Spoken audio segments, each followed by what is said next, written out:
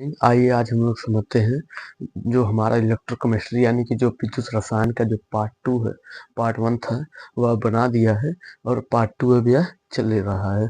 तो फिर आइए समझते हैं पार्ट 2 में। सबसे पहले अपचयन विभव, ऑक्सीकरण विभव। ऑक्सीकरण विभव जो होता है या किसी इलेक्ट्रोड के इलेक्ट्रॉन देने की प्रवृत्ति को ऑक्सीकरण विभव कहते हैं। इसी ई ऑक्सीडेज से प्रदर्शित करते हैं। और जिंक जो होता है इस पर 2 इलेक्ट्रॉन यानी कि 2 इलेक्ट्रॉन आवेशित होते हैं। और अपचयन विभव किसी इलेक्ट्रोड के इलेक्ट्रॉन ग्रहण करने की प्रवृत्ति को हम अपचयन विभव कहते हैं और इसे ई रेड से प्रदर्शित करते हैं।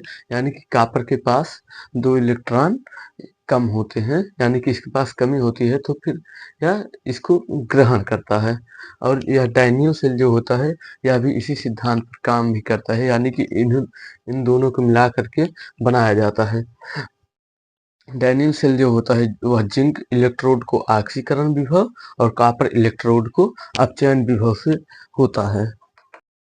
यह डायनियल सेल जो होता है यह जिंक इलेक्ट्रोड को ऑक्सीकरण विभव से और कॉपर इलेक्ट्रोड को अपचयन विभव से हम प्रदर्शित करते हैं।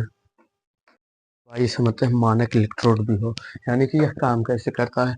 यह जो काम करता है यह अर्धशेल को 298 केल्विन पर 1 लीटर मोल सांद्रता के धातु के विलयन में इलेक्ट्रोड का विभव जो होता है वह मानक इलेक्ट्रोड विभव कहलाता है। क्या कहलाता है? मानक इलेक्ट्रोड विभव।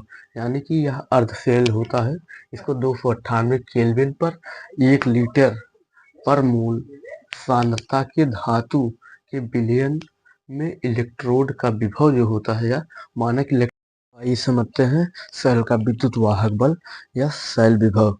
सेल विभव सेल के दोनों इलेक्ट्रोड यानी कि कैथोड और एनोड के विभव के अंतर को हम सेल विभव कहते हैं, अथवा अपचयन व ऑक्सीकरण की क्रिया को सेल विभव कहते हैं और सेल विभव को ई सेल से प्रदर्शित करते हैं। यानी कि सेल विभव जो होता है या सेल के दोनों इलेक्ट्रोड यानी कि कैथोड और एनोड या दोनों इलेक्ट्रोड जो होते हैं एक पॉजिटिव होता है एक निगेटिव होता है। यानी कि एक होता है कैथोड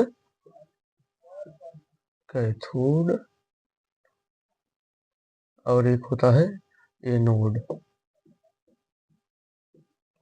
कैथोड जो होता है वह पॉजिटिव होता है और एनोड जो होता है वह निगेटिव।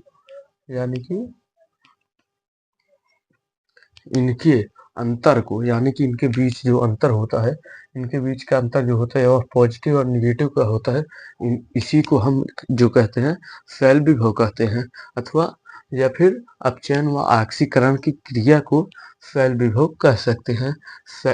सेल विभव को हम ई सेल से प्रदर्शित करते हैं। अब आइए समझते हैं यानी कि सेल विभव जो होता है वह काम कैसे करता है। यानी कि अपचयन और उपचयन के यह जो होता है या इसी का ठीक सीधा काम करता है और यह जो होता है ठीक इसी का उल्टा काम करता है। यानी कि यह ई सेल जो होता है यह जो है 0 यानी कि साम्य अवस्था पर होता है, इस पर कोई भी वर्क नहीं होता। और यह जो प्लस यानी कि ई सेल जो है या डिस्चार्ज होने लगता है। यानी कि जैसे कि आप एग्जाम्पल में देखे होंगे फोन वगैरह चलाते होंगे तो फिर धीरे धीरे क्या होता है कि डिस्चार्ज होने लगता है फोन आपका, यानी कि धीरे धीरे उसका बैटरी जो होती है वह डाउन होने लगती है। और यह जो ई सेल होता है माइनस में जो होता है वह यानी कि वह फोन को आप पिन से जब कनेक्ट करते हैं फिर वह क्या फोन चार्ज लगता है, यानी कि वह चार्जिंग में चलता रहता है।